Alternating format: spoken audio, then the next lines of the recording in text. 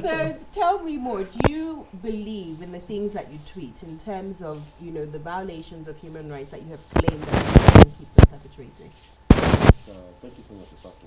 Of course, I believe in the things that I tweet.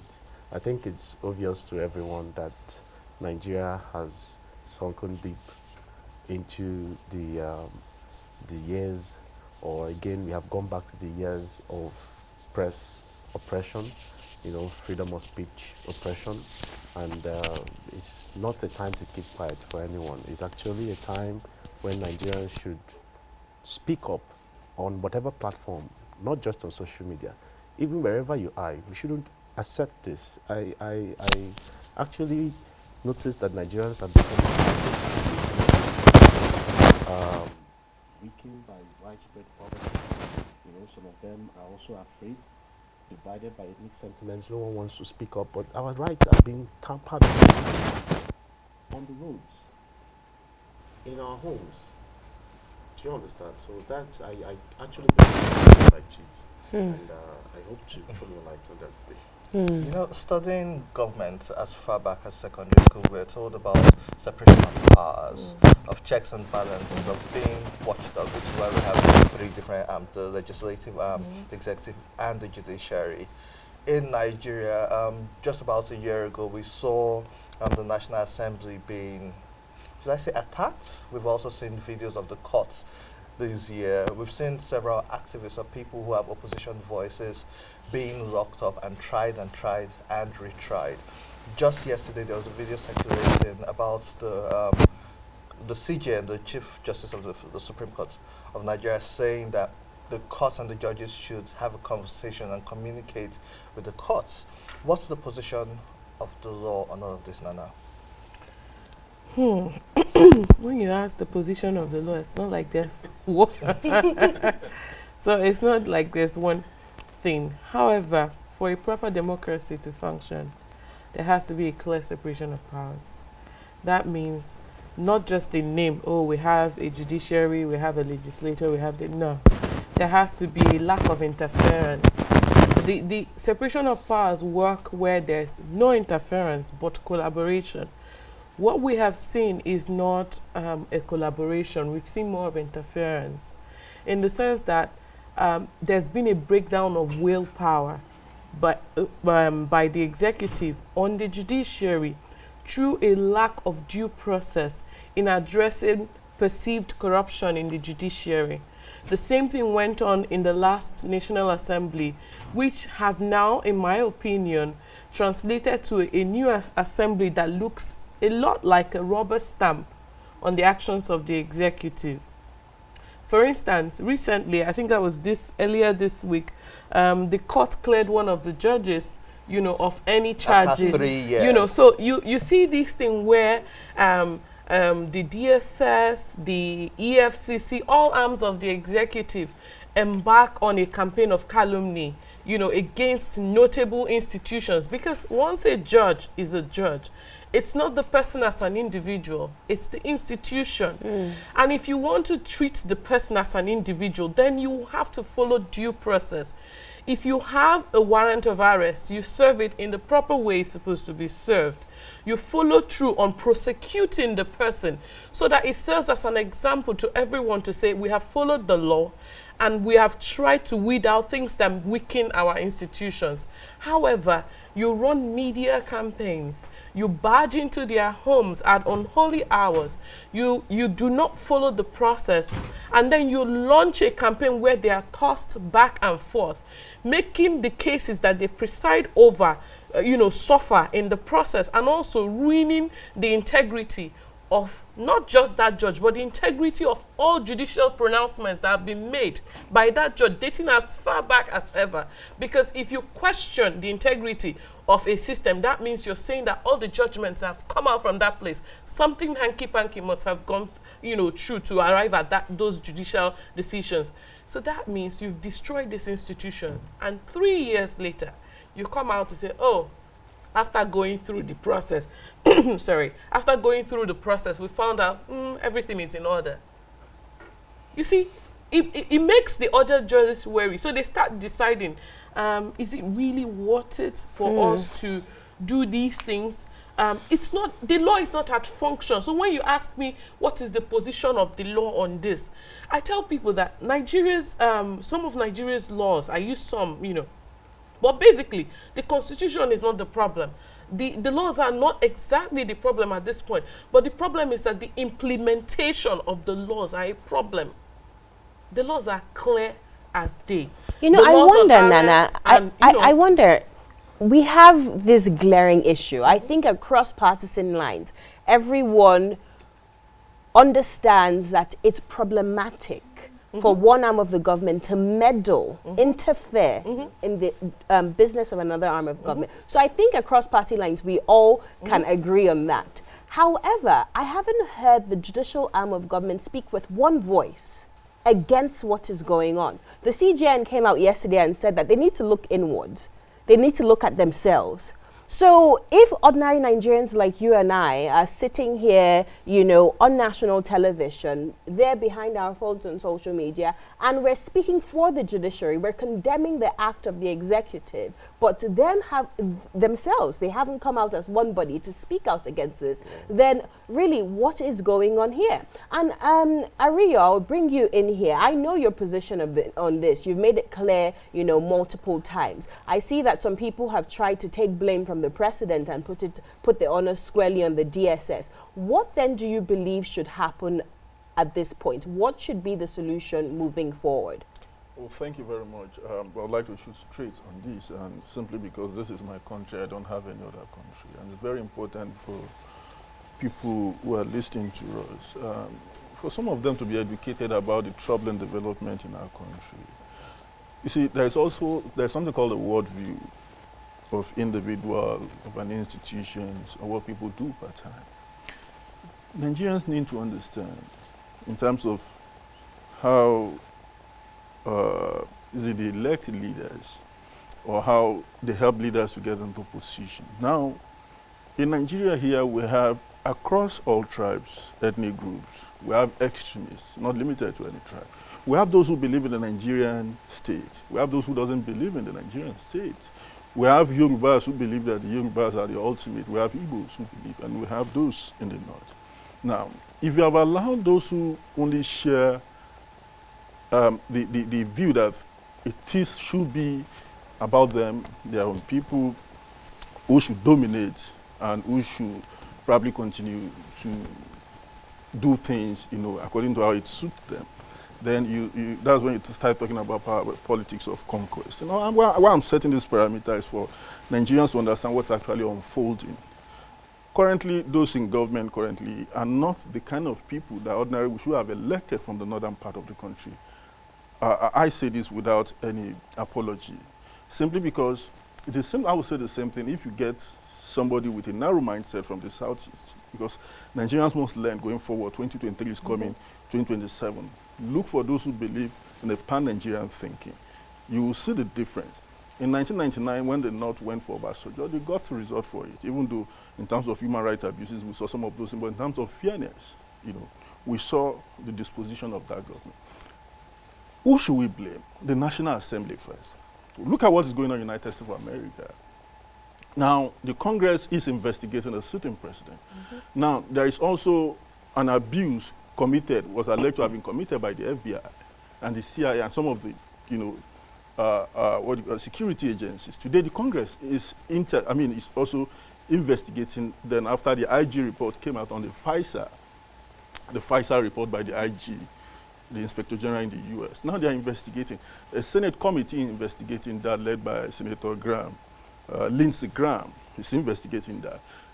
At the Congress level, they are investigating Donald Trump, and in fact, the article of impeachment, the two articles have just been approved, 23 to 17. Now, that is a nation that is working. The problem we are facing now is that the institution, saddled with the responsibility to be able to help us out, is the National Assembly, and it has failed on all facets. They are not doing their work. Now look at what they have done to this judge, the justice who has just been cleared. They've destroyed this man. Now, yeah, the man can go ahead and sue. They will definitely award, you know, money in his favor. But What about its reputation? Now here, National Assembly ought to investigate what is actually happening here. Something is fishy. So now what now happened? I want Nigerians to understand this. They created the atmosphere with those judges, you know, while targeting Onoge. You see, targeting Onoge didn't start with just going after Onoge. What they did was to create a dirty atmosphere, smear the judges collectively. They know where they were going to, that Onoge was the target. So they created that atmosphere for Nigerians first lose hope in the judiciary, for them to start bashing these judges that are corrupt, they are this. So they created that kind of a prevailing atmosphere while looking for their specific target, and they succeeded. And that is why the National Assembly today, I think if they have the gut, what they ought to do here is, because it's an abuse. We're talking about human rights abuses, judicial, abuses. I mean, that's exactly what we've seen here, because it's also the rights of these judges who have been abused. So it is not even limited to some of us. It's not limited to the ordinary man. Even at certain level, institutions have been abused there. We're having a sort of a conspiracy in government, because America is talking about either Russia collusion, even though they've not been able to find out. Now there's something about Ukraine. But that's a nation that is investigating that, look, something is wrong somewhere. And it is possible. Now, what that gives, the opportunity that has given to them is their ability to be able, to nip anything in bud if that thing is actually going to happen. You may say it's politics, but that is a dynamic country.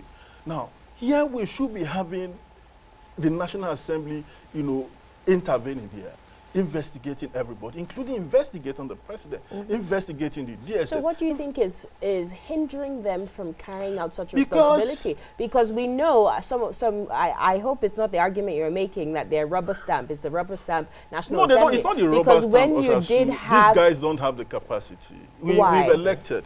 You see, the most important arm of government in a democracy is the legislative arm.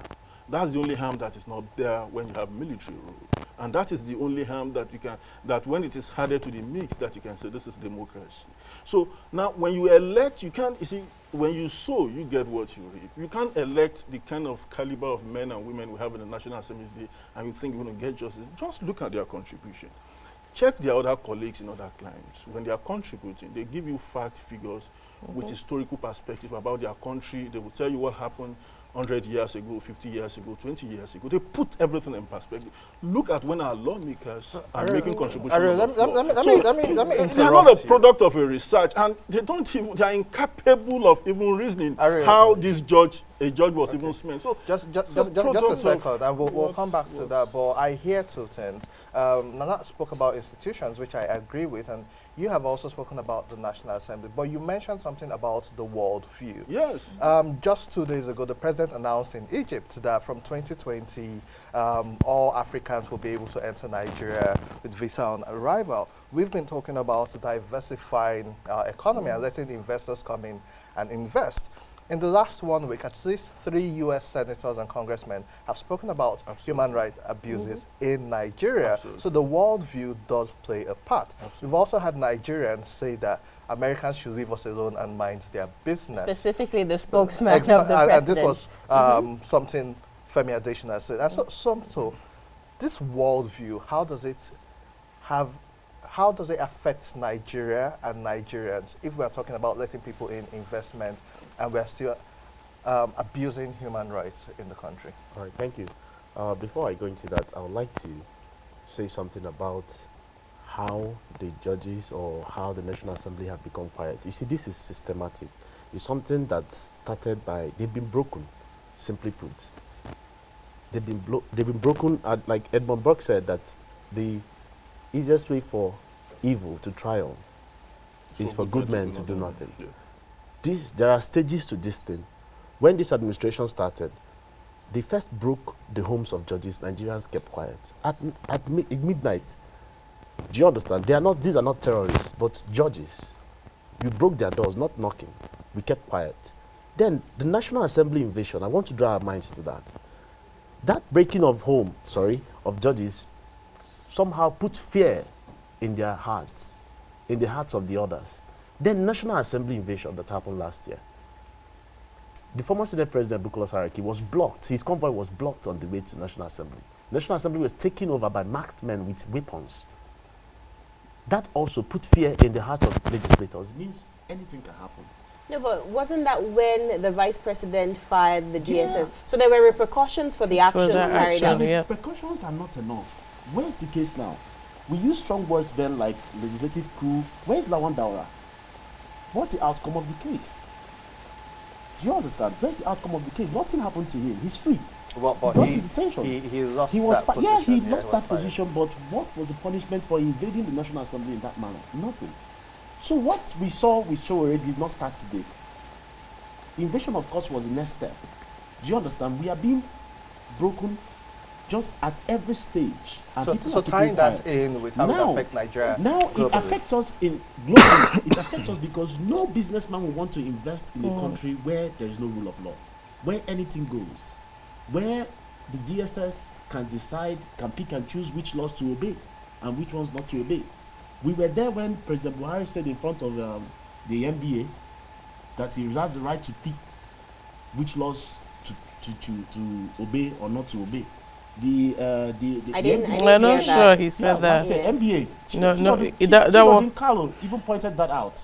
Do you understand? No, Yeah. he talked about Yeah, he talked national about, security He, overriding. he talked about national security Now, overriding national some, you security, know, you're but saying, not. is what many people like dictators have used to. No, I think he's right in the infringement context. of.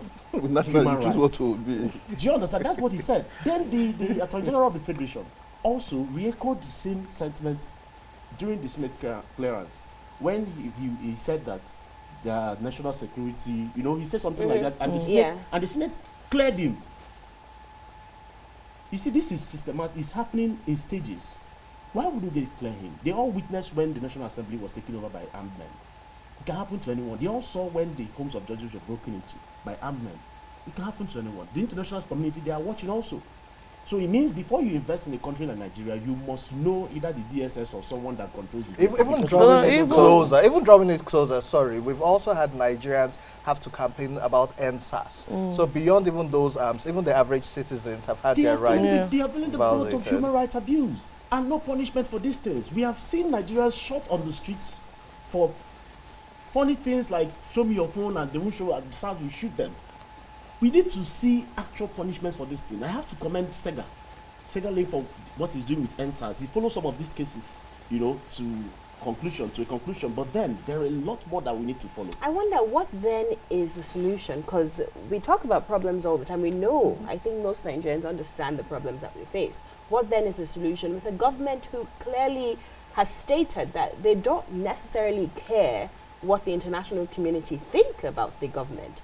The special advisor to the president on media and publicity, Femi Adesina, I read his statement and he said the US, the UK are free to have their opinions. Nigeria is a sovereign nation and they will make the decisions that are best suited for Nigerians. So what then is the solution to these issues? First of all, I'm going to approach from an economic angle, doubling down on the question Andy asked. For any country, its economy is very important to it. Recently, we saw the increase in trade surplus of, Nigeria's trade surplus. To the government, it sends a message that they're doing something right. It's the job of economics and, researchers to break it down to the average Nigerian on why things are going the way they are. Because the government would continue to sell its stories to the masses. If the business is good, then why do we have to complain about the methods? That's the general idea. However, we find out that there are businesses that are pulling out of Nigeria due to, not just because our economy is unstable. No. Why is our economy unstable? Because we have unstable laws. We can wake up and an executive order changes a lot of things in Nigeria. And because of that, you also don't have a proper recourse to legal redress. You can't go to the courts and get instant or quality justice because the time is going to take long, the cost to your business. So what the heck, you go to a different country. We also need those researchers to double down, to explain to the everyday Nigerian, to break down policies in a way that Nigerians understand, because the only way people are going to move or do anything or shift from their position or demand accountability from government if they understand how it affects them. So that's one solution, explaining to the everyday Nigerian how it affects them. Then the second one, we need to impress and double it down on government to apply the Administration of Criminal Justice Act. The ACJ is a law that basically streamlines how the procedure for you to do something right, for you to follow due process. I do not, as a citizen, ask the Nigerian government to keep silent, maybe when the judiciary is going corrupt or when the legislature is overstepping its bound. What I'm asking is that in doing these things, do it according to the law that's laid out already. If the law says a person deserves bail at a particular time, apply that law. If the judges give a judgment, obey that judgment. Because if you do not, then it sends a negative message, not just to the everyday Nigerian who, if you ask them to come and vote, they'll tell you, why do I have to vote? The government will do what they want to do. It also sends a message to your investors. So you've gone to the world stage to say you're giving a visa on arrival to people who hold African passports and who want to come to Nigeria. But at the same time, what are they coming to Nigeria to do? You have a tourism sector where the your tourism head, you know, in quote, is harassing people for either dressing too good or, you know, being out late at night. And then you're saying you're open for business. What type of business exactly are you open for? Then you're saying you're open for business, technology. You've gone to get Google, you've gone to get all the big names in Silicon Valley to come to Nigeria and do business for you. When they come, you follow them around. But when the black-skinned people like you who live here are doing their business, you find SARS harassing them, you know, you find the police trying to extort them, you're asking them for ID cards on how they are developers, you know, different things that send different signals. So those people look at what you're doing and say, I don't think we can work with these people. You say you're creating employment, you're doing this, you're doing that, but at the same time, you're encouraging tokenism. There is no sign, the actions do not match the pronouncements. So we need to start breaking it down to the everyday Nigerian, because the elites or the protected class it's not sufficient to demand accountability from this government. And like Ariyo rightly said, it's not everybody thinks it affects them. They've given up. A lot of people have given up on Nigeria. The only thing probably keeping them here is lack of access. So it's, if we break it down to those people to say, look, there's a way you can get something out of this government. This is why this is happening like this. This is how to get, you know, accountability. This is what to do. You can write letters to this person. You can follow up with this person. You can show up at a protest in numbers. But even the protests these days don't work, because you're having one protest and the government having, you know, pulverize the people into a place where 500 naira is a lot of money to them. So they hand out 500 naira to everyone, give them a branded t-shirt. The people, the printers are making some money. It's branded t-shirt. You know, everybody gets a bottle of water, you know, some snack, and they're on the street holding signs upside down, protesting for things that would harm them. And then you interview them, asking them why you at this process. They don't know. They just want some money. No they want idea. to eat. How do we trickle down this message to the grassroots to let them know that this action by the government leads to these consequences?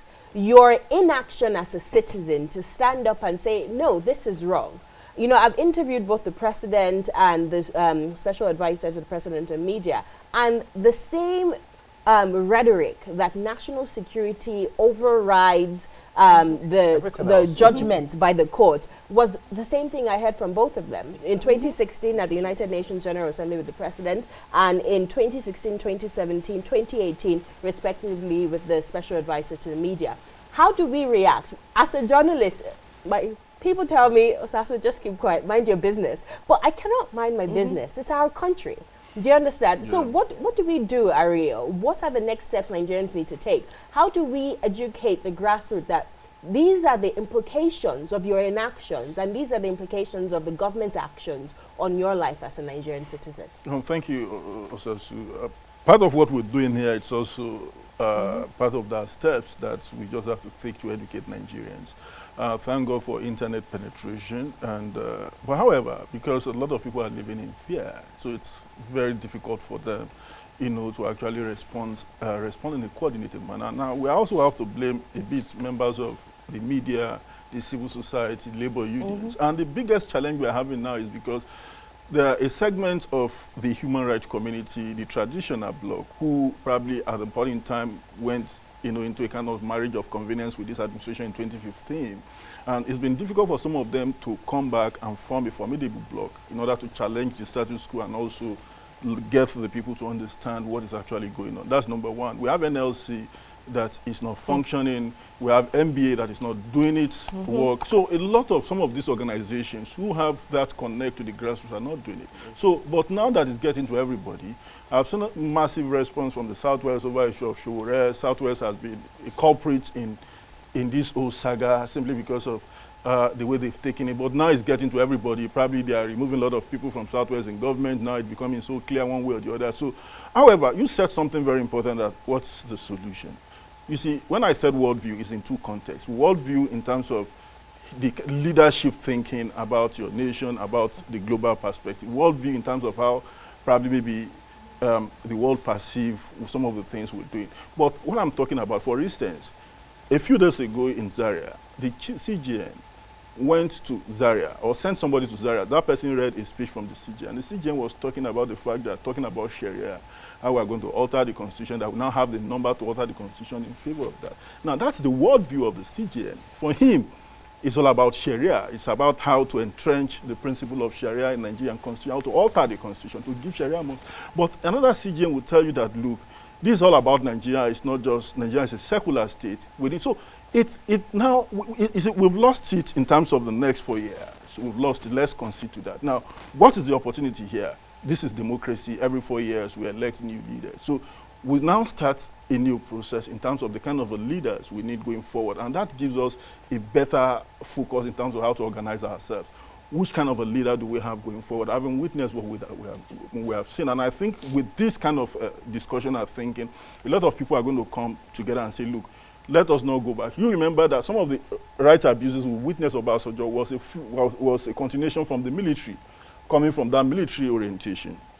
But from Yaradua, it was, one way or the other going down, and we started seeing some level of sanity into the Jonathan administration. Now, we're in the reverse gear, one way or the other. So and I think, Ariyo, sorry to interject, we focus a lot on the federal government. No, but the amount of human rights abuses going on at the state level, in the local government level,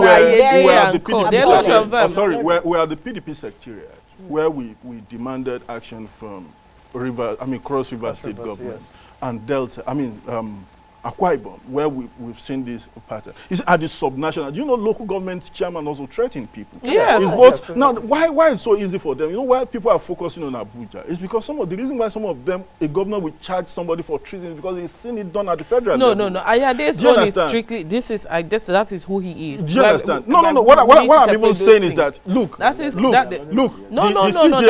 CGN has a responsibility. The Attorney General of the Federation has a responsibility to say, look, this cannot be done. That's exactly what I'm saying. You see, don't forget there's an Attorney General of the state. I know. But what I'm saying is that, look, all the political parties are culpable. Why we told the PDP cannot exonerate itself, APC cannot. That's why PDP now doesn't even have the courage for us. It doesn't have the moral ground or high ground to criticize even the APC. Because, look, your governors cannot be abusing rights. Your local government chairman cannot be abusing Nigerians. And people, you will be talking about criticizing the government at the center. So what we are saying is that it's a ruling elite thing. This ruling, the rapacious ruling elite who doesn't really believe in the rights of Nigerians. But Nigerians must now come together. We need labor, we need MBA, we need everybody. Don't wait until it gets to you for us to have a That's a good solution. Somto, I'll give you the final word, but before you do that, let's have pizza come out. Yes, Tenda, do you mind bringing out our delicious pizza? So while you're giving your final word, we'll help you taste it and make sure everything is... So just to add something, while you're giving your conclusive solution and summary, social media has or plays a role. Do you think this actually counts in this fight to ensure that human rights are protected in this country? Yes, giving your solution. Thank you, Ali. Or are we just talking? No, we're not just talking. If we were just talking, he might analyze it, we'll still be here doing Kakaki Social. Do you understand? I believe his program got to some people, and he's not in the country now. He ran away. That's the country. Do you understand? This is bad. It's not, social media is playing a role, yeah? And it's, How it's do we not getting come after someone- Osasu too, sir? We need that here. That's another question. 'cause You know, I'm nailed them one. Mother of lions. It can happen. Before I came on this show, I got several messages Saying you should be careful what you say on what you TV. say. Like, remember what I said? I said we've been broken. We've been pushed to the wall. We've been pushed beyond. But Nigerians should not allow this to happen. People that believe in freedom has always been, there's been tension between those that believe in freedom and those that believe that freedom compromises national security. It's dated back, okay? But we never gave up. The military junta was fought by Nigerians. We should not give up right now, okay? I think, talking about talking about solution, I think Nigerians generally should drop this supine and praise hands to oppression. We must stop it. Somto. Okay, we must take a stand. I like what Punch did. But we okay? need to We teach must them. we must take a stand. Teach We them. are teaching We them need through social media, through programs like this. Yeah. We are telling them, okay, be aware. Don't take everything that you see. Okay, don't take. The other day we tried to protest against the social Thank you. media bill. I saw a few people, while the rest were going to work. Okay, but when Thank I was you. when I was a kid, So Thank we've you. actually We've run run out out of of time. time. We'll continue this conversation on social media. Somto, Ariyo, Nana, thank you so much for your time. And thank And you so much, Tenda. Tenda, for this amazing pizza. We'll see you next week. Don't forget to follow us on social media at Weekend Show NG on Instagram, Facebook, and Twitter. And find Tenda on... At Big My Day NG. Exactly. Day. Take care. Pizza time.